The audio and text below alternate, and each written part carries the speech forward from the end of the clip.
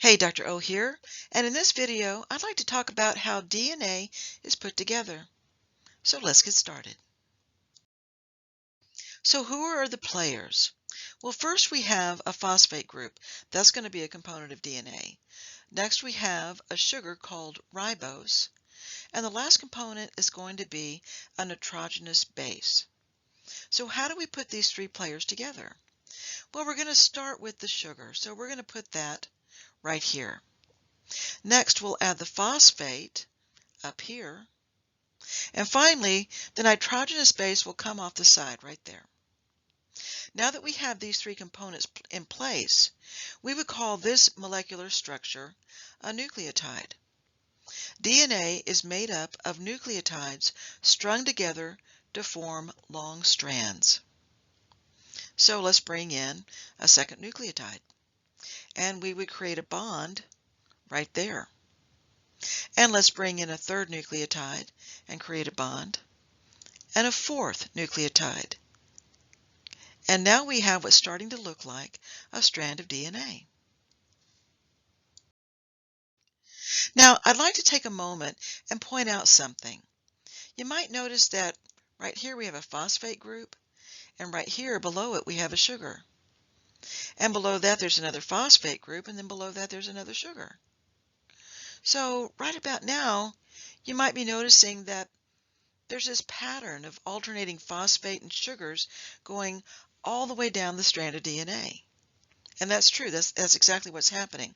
And we would call this part of the DNA the sugar phosphate backbone because of it.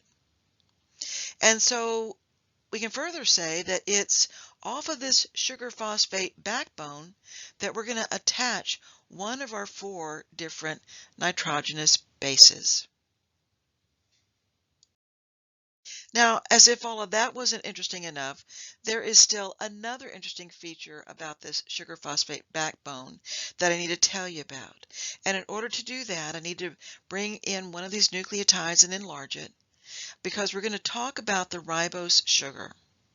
Now, in order to talk about the ribose, I need to bring up another image that's going to show us the molecular structure of ribose. Now what you're looking at here is a chemist shorthand that tells us about the structure of this ribose molecule. Now what you might not know is that at each of these corners, right here and here and here, there is a carbon atom. So here's a carbon atom, that would be our first one. A second carbon atom is here. And here's the third carbon atom, there's the fourth one. And up here in this little bendy part, there's actually a fifth one. Now when we look at my image of a ribose molecule, right here is the third carbon, and right up here is the fifth one. So with this information about the third carbon and the fifth carbon, let's look at our sugar phosphate backbone. So here we have a fifth carbon, and down here we have the third carbon. And that third carbon is going to be attached to the phosphate, which is attached to the fifth carbon. And then here we have the third carbon. And this pattern is going to continue all the way down the strand of DNA. So this orientation of the fifth carbon and the third carbon tells us that we're going from what's called 5' all the way to 3' in this strand of DNA. Basically, 5' is just telling us that we're going from the carbon that is in the fifth position, or the fifth carbon, and we're going to the carbon, the 3 carbon, and that's giving us some directionality in this strand of DNA. So for now, let's tuck that little bit of information away and talk about nitrogenous bases. Here we have our strand of DNA, and I've been using this gray square that is titled nitrogenous base as a placeholder, but now we're in a position to actually drop in some specific nitrogenous bases. So let's go ahead and do that. So here's an A, and then there's our C, and here's our G, and here's the T. And these capital letters stand for the different nitrogenous bases. And A stands for adenine, C stands for cytosine, G stands for guanine, and T stands for thymine. But what about that second strand of DNA? Because, DNA has two strands, not just one. Well, let's have a look. If we were going to bring in a second sugar phosphate backbone strand, identical to the first, it's going to look like this. And the problem with this strand orientation is that the nitrogenous bases are pointing the wrong way. So we need to take this strand and flip it over like this.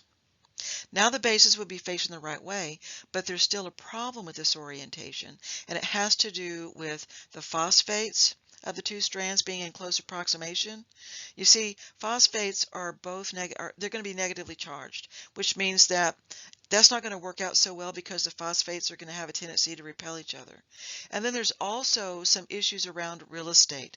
Basically, who's taking up space where? So we need to further change this strand. What we need to do is take this strand and flip it end to end like this. And now we're ready to do something with this strand. But we need to ask ourselves, with all this flipping and spinning, what have we done with the orientation of the second strand? On our strand of DNA to the left, we noted that the carbons went from the orientation of 5' to 3' because of the placement of the carbons on the ribose. If we look at the second strand of DNA, we can see that we have a third carbon here and a fifth carbon here. And here's the next third carbon, and here's the next fifth carbon. And this tells us that the orientation of this strand is the opposite of our first strand. Basically, the 5' is going to be at the bottom of our strand, and the 3' is going to be at the top, making this orientation, like I said, the opposite of our first strand of DNA. Now, we call these opposite running orientations between the two strands of DNA antiparallel. What this means is that one strand is going from, let's say, left to right, or maybe up to down, and that the other strand is going to be going from right to left, or from down to up. Now, this information is going to become important when learning how DNA strands replicate. But for now, we're not going to talk about that here. But what we are going to talk about is matching up the complementary bases. So let's do that. Yep, there we go. And now we have two strands of DNA. And with that, we are done. Thanks for watching.